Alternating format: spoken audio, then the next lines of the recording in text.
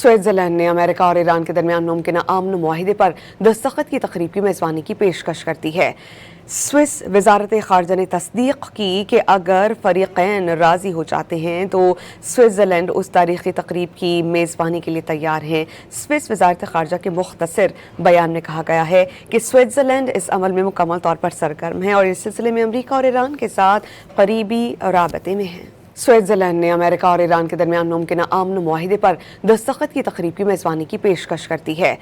Swiss वजारत खारजा ने तस्दीक की कि अगर फरीकैन राजी हो जाते हैं तो स्विट्जरलैंड उस तारीखी तकरीब की मेज़बानी के लिए तैयार हैं। स्विस वजारत खारजा के मुख्तसर बयान में कहा गया है कि स्विट्जरलैंड इस अमल में मुकम्मल तौर पर सरगर्म है और इस सिलसिले में अमरीका और ईरान के साथ करीबी राबते में है। स्विट्जरलैंड ने अमेरिका और ईरान के दरमियान मुमकिन अमन मुआहिदे पर दस्तखत की तकरीब की मेज़बानी की पेशकश करती है।